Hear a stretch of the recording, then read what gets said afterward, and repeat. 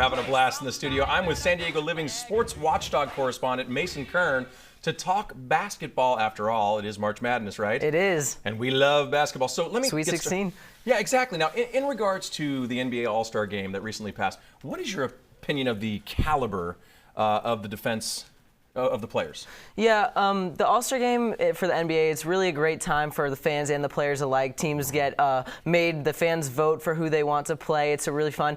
I think that it's really offensive-minded, though. There's really not that much defense played. I mean, this year, the final score was like 190 to 180. So that's all fun and games, but I feel like it would be better for the fans if there was more defense played. And even some players, namely Kyrie Irving, who actually is the point guard for the Cleveland Cavaliers, he thinks that defense should be played at a more staunch level because fans love dunks and all that kind of stuff, but we love blocks too. I mean, being an NBA fan myself, I really love to see steals that lead to offense. So, I mean, defense wins championships, they say, so that'd be fun. Okay, in the NBA, for the MVP, what do you think?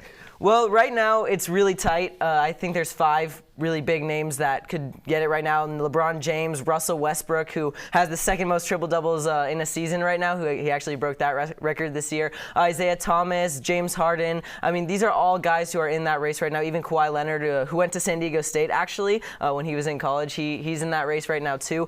They're all really good players who I think an MVP, most valuable player, is based on how much they do for their team. So even like Russell Westbrook, his team isn't even that great anymore because Kevin Durant left for Golden State, but he's really been able to turn them into a playoff contender because of his ability, and that is really what makes a true MVP. So in my opinion, I think he would be top of that list, but there are a lot of great NBA players out there right now. All right, so what happens if the Lakers, what do they need to do in case they lose their top 3 picks to the 76ers, and what if they keep them?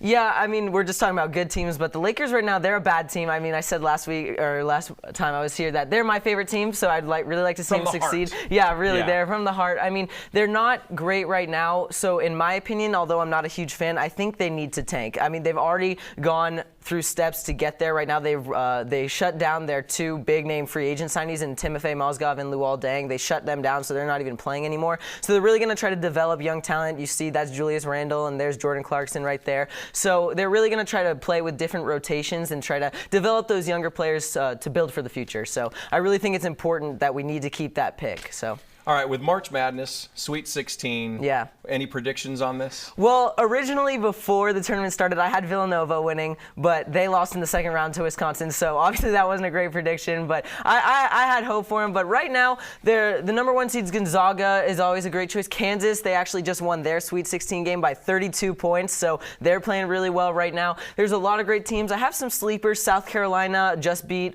Duke, so that was a big win for them. And also just teams like Xavier, who just beat number 2 Arizona. They're in the Elite 8 now, so there are some sleeper picks who might go pretty far in the tournament, so it's pretty exciting. March Madness, it's always unpredictable, so we'll see how it goes. All right, I want to make sure I asked you this correctly about 2 different games. So you got South Carolina to beat Duke, and you got Wisconsin to beat Villanova. Yeah, that happened. That was crazy. Yeah, so what's up with that? Well, I think what happened there was, I know Duke and Villanova had struggles with their defense all year long, and that was kind of known going into the tournament. So it was really hard because if their offense is shut down by good defensive teams like South Carolina, then their offense is going to struggle and they're not going to score. I mean, both of those games resulted in a really low scoring. It was in the 60s, and that's really low scoring. So when you shut down that offense, it's really not going to go so great, and you're probably going to lose those games, especially if your defense in the first place isn't that great. All right, one more question for you. How has the NCAA tournament changed over the years in your mind? Well, in all honesty, I think the game of basketball has changed. Before, it used to be a centers league. People would feed it in the post, they'd do some post moves and get their points down low.